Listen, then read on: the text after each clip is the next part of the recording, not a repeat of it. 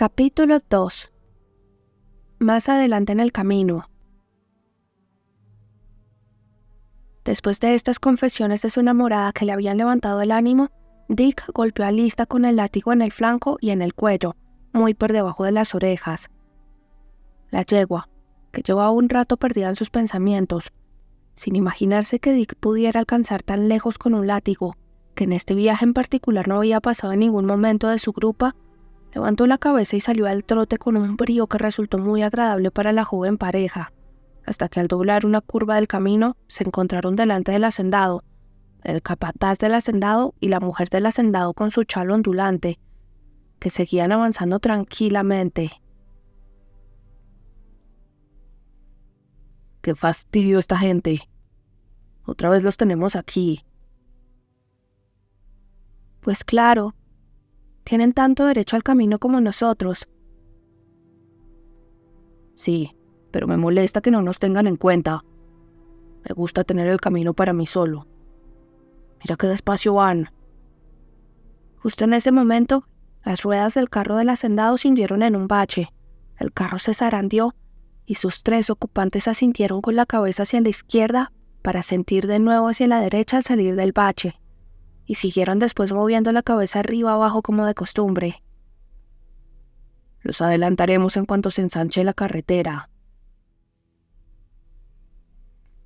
Cuando se le presentó la ocasión de llevar a cabo su propósito, se oyeron unas ruedas veloces y ligeras que se acercaban por detrás, y por el estrecho tramo de carretera libre pasó como una bala una caleza flamante, tan reluciente que los rayos de las ruedas emitían un continuo resplandor tembloroso hacia un punto de su círculo, y los paneles refulgían como espejos en los ojos de Dick y de Fancy.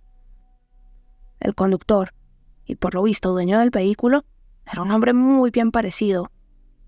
Su compañero era Chiner. Los dos volvieron la cabeza al pasar junto a ellos y miraron a Fancy con osadía y admiración, hasta que no tuvieron más remedio que concentrarse en la operación de adelantar al hacendado. Dick miró de reojo a Fancy, mientras ella se sometía a este escrutinio, y luego puso la vista en las riendas con un gesto tristísimo. ¿Por qué vas tan callado?, preguntó ella al cabo de un rato, sinceramente preocupada. Por nada. Sí es por algo, Dick. No he podido evitar que esos hombres pasaran. Ya lo sé. Pareces ofendido. ¿Qué he hecho? No te lo puedo decir sin ofenderte. Es mejor que me lo digas. Bueno, dijo Dick como si estuviera deseando soltarlo, aún a riesgo de ofenderla. Estaba pensando en lo distinta que eres tú, enamorada de mi enamorado. Mientras esos hombres te miraban, me has apartado de tus pensamientos por completo. Y... ya no puedes ofenderme más. Dímelo todo. Y te he visto en la cara que te gustaba saber que eres atractiva. No seas bobo, Dick. Sabes muy bien que eso no es verdad. Dick movió la cabeza con escepticismo y sonrió. Dick, yo siempre acepto un halago cuando se tercia, y ahora mismo se ha terciado. Te confieso abiertamente mi debilidad, pero no lo he provocado adrede. Y Dick, viendo en la mirada de Fancy que no iba a desdecirse de esta afirmación, se abstuvo por caridad de decir nada que la obligase a mentir. Al ver a Chiner también se había acordado de otra ramificación del caso, la que había sido su mayor preocupación hasta que la compañía y las palabras de Fancy descartaron esta posibilidad. Por cierto, Fancy, ¿tú sabes por qué van a despedir a nuestro coro? No, aparte de que el señor Maybold quiere que yo toque el órgano. ¿Y sabes cómo ha llegado a quererlo? Eso no lo sé.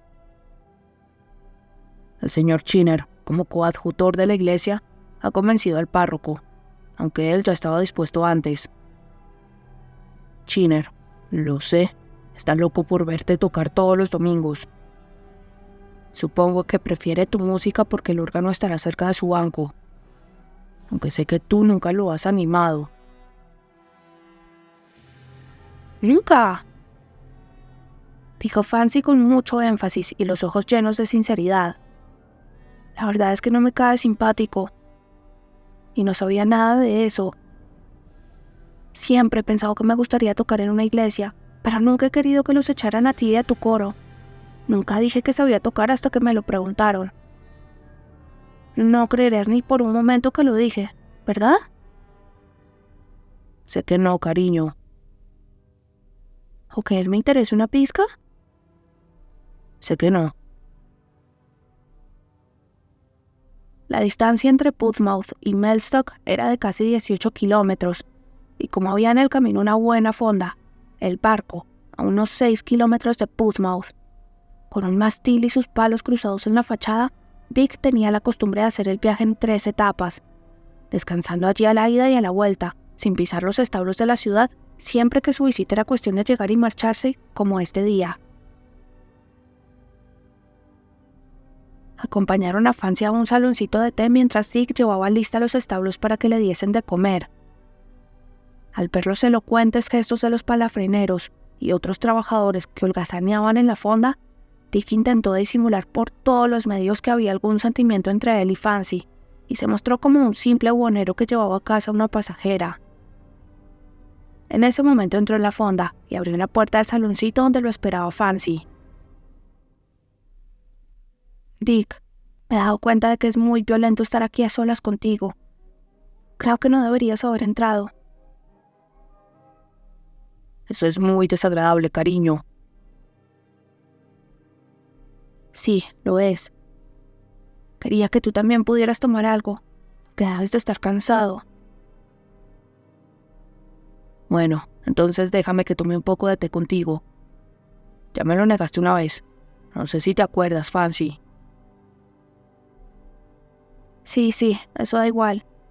Y sería una descortesía negártelo ahora, pero no sé qué hacer. Haremos lo que tú digas. Dick ya iba a retirarse, con una mueca de decepción y una mirada de despedida a la apetecible bandeja del té. ¿Es que no lo entiendes, Dick?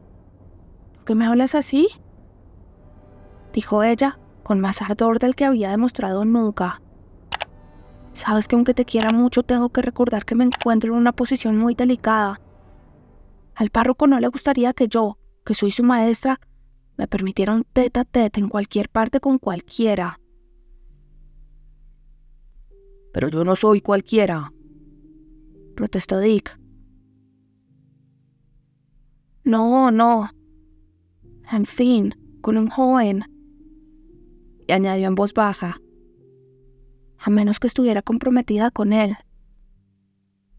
¿Solo eso?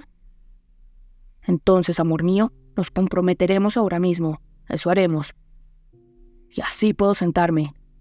Ya está. Más fácil imposible. Sí, pero imagine que yo no quisiera. Ay, madre, ¿qué he hecho? Balbuceó y se puso muy colorada. Parece que te he forzado a decir eso. Hagámoslo. O sea, comprometernos. Vamos, Fancy, ¿quieres casarte conmigo? Tú sabes, Dick, que ha sido muy poco amable de tu parte decirme lo que me has dicho en el camino, dijo ella, como si no hubiera oído la última parte del discurso. Aunque un observador atento habría notado que cuando la palabra casarte salió de los labios de Dick, del pecho de Fancy escapó una suave y silenciosa serie de suspiros con brevísimas pausas entre uno y otro. ¿Qué te he dicho? Que intentaba parecer atractiva para esos hombres de la caleza. No podías evitarlo, tanto si lo quisieras como si no. Y Fancy, ¿tú me quieres? Sí. ¿Mucho? Sí. ¿Y serás mi mujer? A Fancy se le aceleró el corazón, y en sus mejillas confluyeron y se retiraron diversos tonos de rojo a juego con cada pensamiento cambiante. Dick observó con expectación el color maduro de su boca delicada, impaciente por oír su respuesta. Sí, si mi padre me lo permite. Entonces se acercó a ella y frunció los labios como si estuviera a punto de silbar la melodía más dulce del mundo. «De eso nada», dijo Fancy solemnemente. El recatado Dick retrocedió un paso. «Dick, Dick, bésame y suéltame inmediatamente. Viene alguien», exclamó entre susurros. Media hora más tarde, Dick salía de la fonda, y si los labios de Fancy hubieran sido cerezas de verdad, el muchacho habría aparecido con la cara llena de manchas. El posadero estaba en el patio. Jaja, señor Dewey. ¡Ojo! Se rió, dejando que la risa escapara despacio y poco a poco, para no hacer demasiado ruido, a la vez que le daba un puñetazo a Dick por debajo de la quinta costilla. «Esto no puede ser, señor Dewey. ¡Caramba! Me pide té para una señorita y luego entra y se sienta y se toma una taza con ella. Y la de rato que ha tardado». «Pero, ¿cómo? ¿No lo sabe?», preguntó Dick fingiendo sorpresa. Sí, jaja.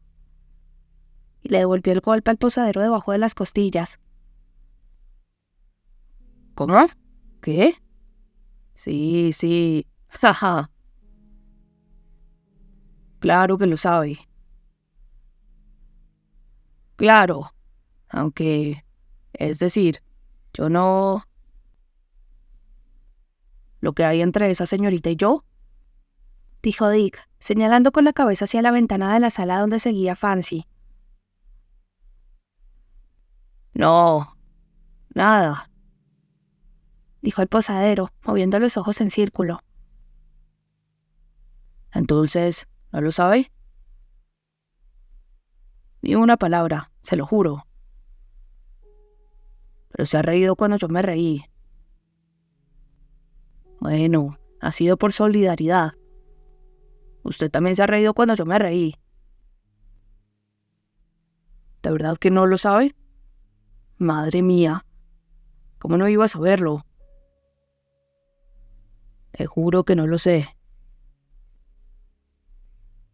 Pues sí, dijo Dick con escueta retórica desdeñó su asombro.